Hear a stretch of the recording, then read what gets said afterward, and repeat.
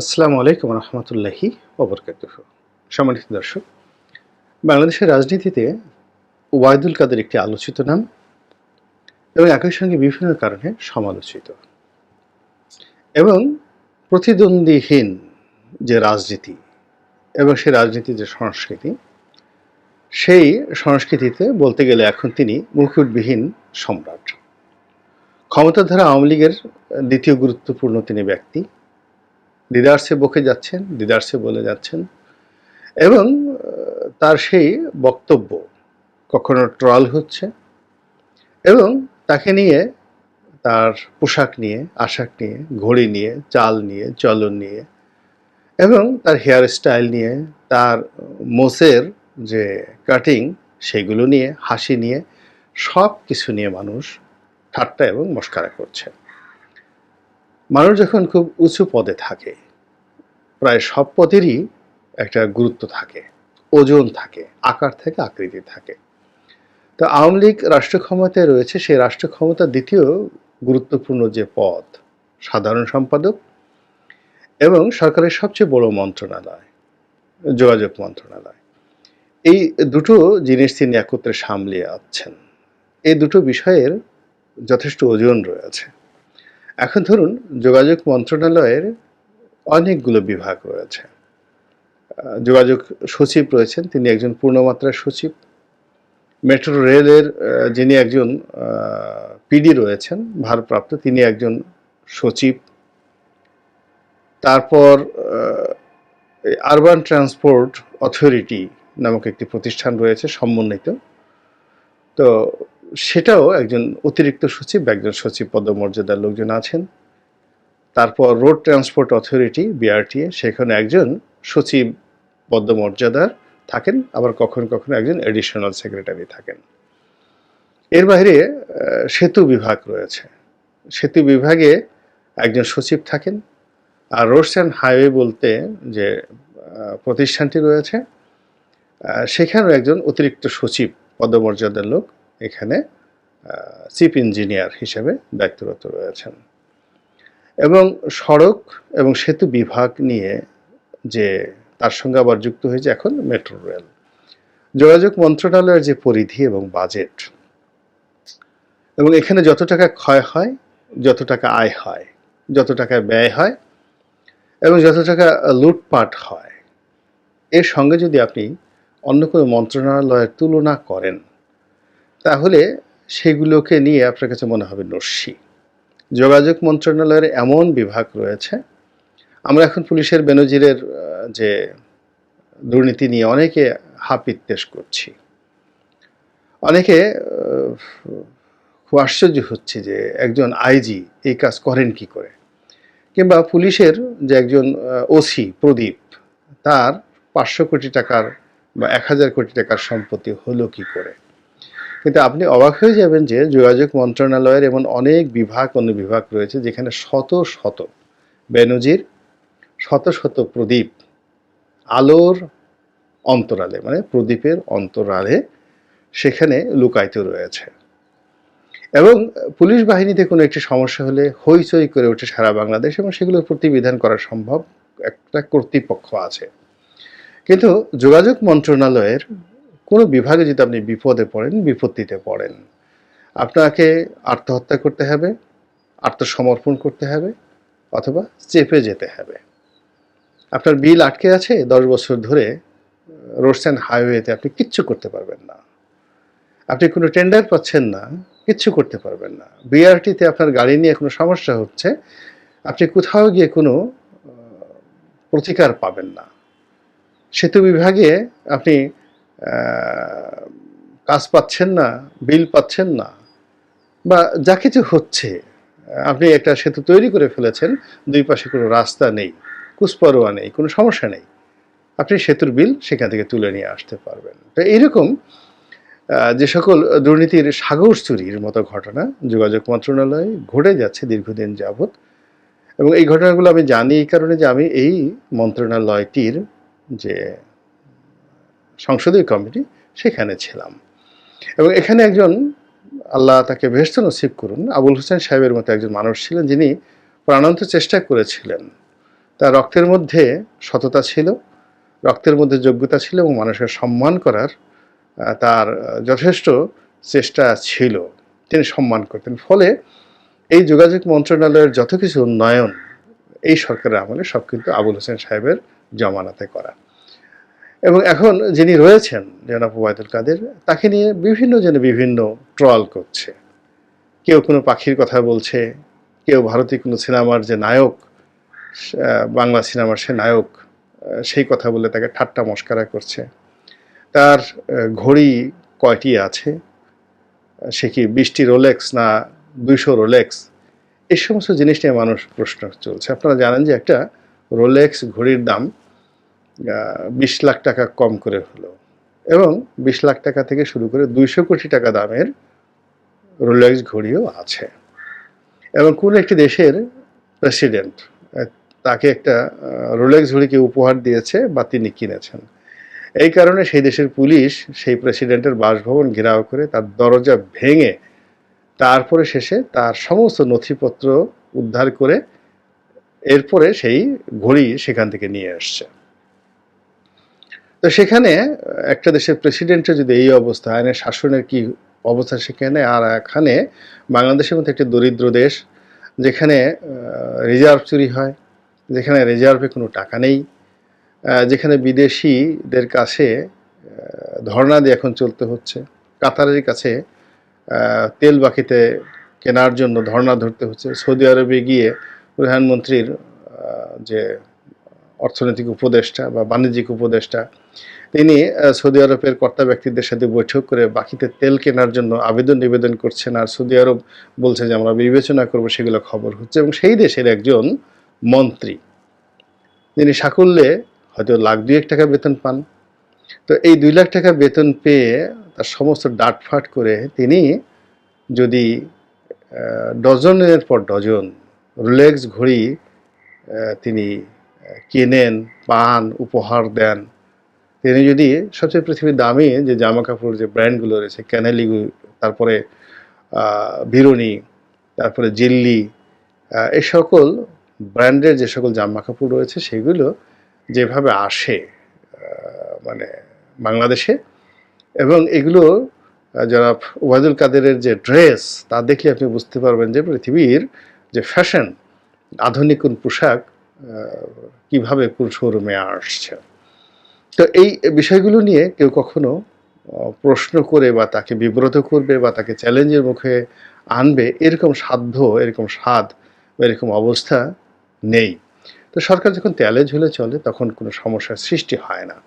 কিন্তু সরকার এখন যেহেতু সব দিক থেকে সমস্যায় রয়েছে, ফলে জনাব ওবায়দুল কাদেরের এই বিষয়গুলো নিয়ে কিন্তু সরকারের ভিতরে বাইরে নিদারুণ সব নেতিবাচক আলোচনা হচ্ছে, যে তার যোগ্যতা নিয়ে, এবং তিনি যে কথাগুলো বলছেন, কাজগুলো করছেন, সেই কাজগুলো তার মন্ত্রণালয়ে কতটা প্রতিফলিত হচ্ছে, মন্ত্রণালয়ের উপর তার কতটুকু ক্ষমতা রয়েছে, কোন বিভাগ তার কথা মতো চলছে, এবং কোন বিভাগ তিনি মন্ত্রী হয়ে একেবারে ডাইনামিকভাবে কোনো কিছু করে ফেলেছেন, দৃষ্টান্তমূলকভাবে তিনি কোনো অনুসৃত কোনো নীতিমালা, কোনো কাজ, কোনো প্রকল্প শেখ হাসিনাকে এগিয়ে দিয়েছে, এরকম একটা সিঙ্গেল নজির আমার জানা নেই।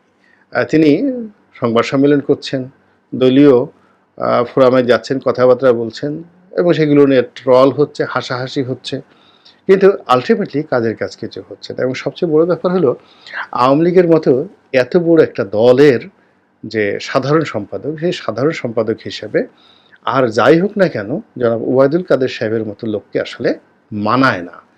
আপনি প্রতিদ্বন্দ্বী হিসেবে চিন্তা করেন, জাতীয় পার্টিকে যত কিছুই বলেন না কেন, সেখানে মুজিবুল হক চুন্নু সাহেব জাতীয় পার্টির মহাসচিব, তো এর আগে জিয়াউদ্দিন বাবলু সাহেব ছিলেন, তারপর রুহুল আমিন হাওলাদার সাহেব ছিলেন, আনিসুল ইসলাম মাহমুদ সাহেব ছিলেন, আনোয়ার হোসেন মঞ্জুর সাহেব ছিলেন, আরও অনেকে জাতীয় পার্টির মহাসচিব হিসেবে দায়িত্ব পালন করেছেন। তাদের পাশে একটু জনাব ওবায়দুল কাদের সাহেবকে একটু দাঁড় করাই দেখেন তো, তার ভালো ভালো পোশাক বা রোলেক্স ঘড়িগুলো কিনে গুলিস্তানের একটা সাধারণ শার্ট বা একটা পাঞ্জাবি বা একটা লুঙ্গি পরিয়ে পাশে বসিয়ে দেখেন তো যে আনিসুল ইসলাম মাহমুদের পাশে জনাব ওবায়দুল কাদেরকে কেমন দেখায়।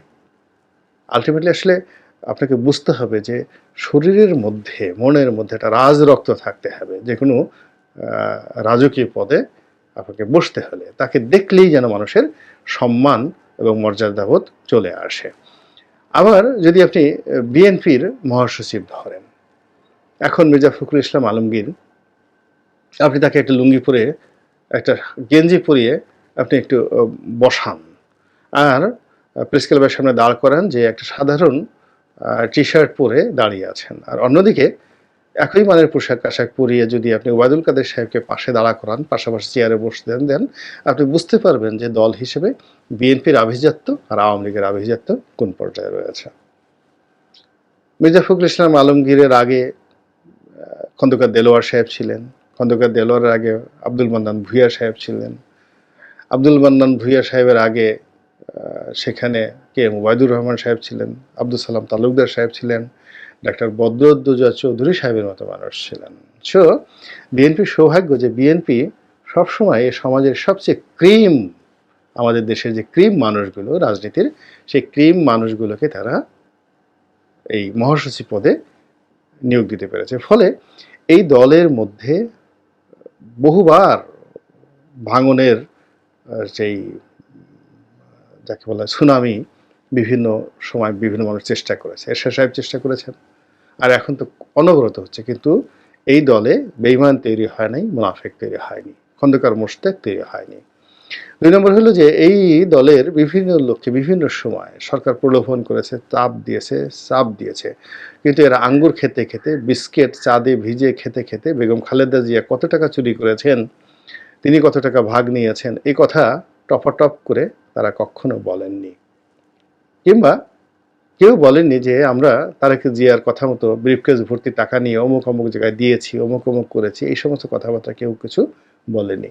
এটা হলো আসলে ভালো রক্ত থেকে, ভালো জায়গা থেকে যদি আপনি রিক্রুট করেন, তাহলে আর যা হোক না কেন এই মানুষগুলো জীবন দিয়ে দিবে, কিন্তু বেইমানি করবে না। যেমন আওয়ামী লীগে একটা সময় সাধারণ সম্পাদক হিসেবে ছিলেন জনাব তাজউদ্দিন আহমেদ, তার উপর তো কম নির্যাতন হয়নি। তাকে বঙ্গবন্ধু অপমান করেছেন, মন্ত্রী পরিষদ থেকে বের করে দিয়েছেন, তিনি নীরব ছিলেন, একাকী ছিলেন।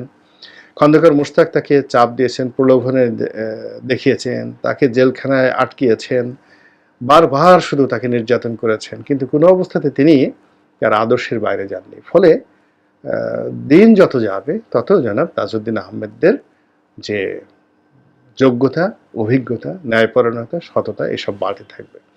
তো সেই দিক থেকে যদি আপনি আওয়ামী লীগের অতীত যে সাধারণ সম্পাদক যারা ছিলেন, আব্দুর রাজ্জাক সাহেবের মতো মানুষ সাধারণ সম্পাদক ছিলেন, জিল্লুর রহমান সাহেবের মতো লোক ছিলেন, সৈয়দ আশরাফ সাহেবের মতো লোক ছিলেন, তো তাদের সঙ্গে যদি জনাব ওবায়দুল কাদেরের তুলনা করেন, আর তার পাশে তার জামা কাপড়গুলো, তার ঘড়িগুলো, তার মন্ত্রণালয়ের দুর্নীতিগুলো, ব্যর্থতাগুলো, এবং তার সময় দল যে সীমাহীন দুর্ভোগ দুর্দশার মধ্যে পড়েছে, এবং সবচেয়ে বিশেষ করে তার নিজের এলাকা কুমিল্লা, নোয়াখালী এবং ওই তার যে সংলগ্ন চট্টগ্রাম অঞ্চলে দলের মধ্যে যে মারামারি, হানাহানি, কাটাকাটি করে পুরো দলটা নিঃশেষ হয়ে গিয়েছে। একই সঙ্গে ঢাকা মহানগরীর কোনো একটি ওয়ার্ডে এবং কোনো একটি থানাতে সংগঠন বলতে আওয়ামী লীগের এখন আসলে ওরকম কিছুই নেই। মিছিল আছে, মিটিং আছে, চাঁদাবাজি আছে, কথা আছে, বার্তা আছে, দল যেহেতু ক্ষমতায়, টের পাওয়া যাচ্ছে না। তো এই সর্বনাশগুলো মূলত হয়েছে এই 2009 থেকে আজ পর্যন্ত, যার দীর্ঘ সময়ে জনাব ওবায়দুল কাদের সাহেব এই দলের সাধারণ সম্পাদক হিসেবে রয়েছেন। তো কাজেই দায়িত্ব তাকে নিতে হবে, এবং এই কারণে কি হচ্ছে, তার এই উপজেলা নির্বাচনের সময় তিনি দলকে নিয়ন্ত্রণ করতে পারেননি। তার হাতে বিরাট দায়িত্ব কর্তব্য ছিল জাতীয় নির্বাচনের সময়। সেই দামি নির্বাচনে সরকার আসলে এইভাবে চায়নি, প্রধানমন্ত্রী শেখ হাসিনা এইভাবে চাননি। তো সেটাই হয়েছে, সাধারণ সম্পাদক হিসেবে তিনি একটি মানে যাকে বলে একটা বিন্দু দিয়ে, একটা বিন্দু স্থাপন করে দলকে কোনো সাহায্য করতে পারেননি। এর মধ্যে তিনি বেশ কয়েকবার অসুস্থ হয়ে পড়েছেন, প্রধানমন্ত্রী নিজে তাকে চিকিৎসা করিয়ে নিয়ে এনেছেন, সিঙ্গাপুরে সেই চার্টার্ড প্লেনে করে তাকে চিকিৎসা করিয়ে এনেছেন, এবং তিনি সেই যায় অবস্থা থেকে আবার চলে আসছেন, কিন্তু তার মধ্যে কোনো ফান্ডামেন্টাল পরিবর্তন হয়নি। যদি শরীরের অবস্থা খারাপ হয়, এরকম একটি গুরুত্বপূর্ণ পদ থেকে স্বেচ্ছায় সরে যাওয়াটাই উত্তম। কিন্তু বাংলাদেশের যে নিয়তি, সেখানে একেবারে শেষ নিঃশ্বাস থাকা পর্যন্ত কেউ আসলে ক্ষমতা ছাড়তে চায় না। ফলে এখন এই যে আওয়ামী লীগের যে ক্রান্তিকাল, সেই ক্রান্তিকালে আওয়ামী লীগ চমক সৃষ্টি করতে চাচ্ছে। তার দলের মধ্যে ডক্টর হাসান মাহমুদের মতো যোগ্যতম লোক আছে, জাহাঙ্গীর কবির নানকের মতো সাংগঠনিক দক্ষ লোক রয়েছে, এরপর বাহাউদ্দিন নাসিম সাহেবের মতো অত্যন্ত দক্ষ লোক রয়েছে, এমনকি ডক্টর দীপুমনির মতো প্রধানমন্ত্রীর খুব কাছের লোক আছেন যারা এই দলকে নেতৃত্ব দিতে পারে, অত্যন্ত শক্তিশালী। তরুণদের মধ্যে অনেকে রয়েছেন যারা যারা ওবায়দুল কাদের চেয়ে ১০০ গুণ ভালো করতে পারবেন, যাদের বয়স এখন প্রায় ৬০ বছরের কাছাকাছি। এনামুল হক শামীম আছেন, এখানে মোজাম্মেল সাহেব আছেন, এখানে ইকবালুর রহিম সাহেব আছেন, এমনকি আমাদের নজরুল ইসলাম বাবু আছেন, নারায়ণগঞ্জের এমপি। তো এনারা সবাই আসলে ওবায়দুল কাদের সাহেবের চাইতে অনেক অনেক ভালো করতে পারবেন। আমি নাম বলে কাউকে ছোট বড় করতে চাই না, কিন্তু আওয়ামী লীগ এরকম অন্তত পক্ষে ৫০ জন যোগ্যতম নেতা রয়েছেন যাদের বয়স ৫৫ থেকে ৭০-এর মধ্যে, যারা সবাই জনাব ওবায়দুল কাদের চেয়ে ১০০ গুণ ভালো করতে পারবেন। কাজেই মাথার উপর এরকম জগদ্দল পাথর রেখে প্রতি বছর বস্তার পর বস্তা এরকম যাকে বলা হয় পোশাক আশাক বা ঘড়ির বদনাম, রোলেক্স ঘড়ির বদনাম দলকে নিয়ে কেন এই জিনিসগুলো চালাতে হবে, এই বিষয়গুলো নিয়ে আওয়ামী লীগের লোকজন যে ভাবছে না, এই কথা কিন্তু বলা যাচ্ছে না। ফলে যদি জনাব ওবায়দুল কাদেরকে নিয়ে কোনো উচ্চ পর্যায়ের সিদ্ধান্ত দেখেন যে অলনে ছাড়েন, তার মন্ত্রিত্ব চলে গিয়েছে, তার দলীয় পদ পদবি চলে গেছে, অনেকে আশ্চর্য হতে পারেন, কিন্তু আমি একটু আশ্চর্য হব না। আল্লাহ আমাদের সবাইকে হেদায়েত দান করুন এবং হেফাজত করুন। আসসালামু আলাইকুম ওয়া রাহমাতুল্লাহি ওয়া বারাকাতুহু।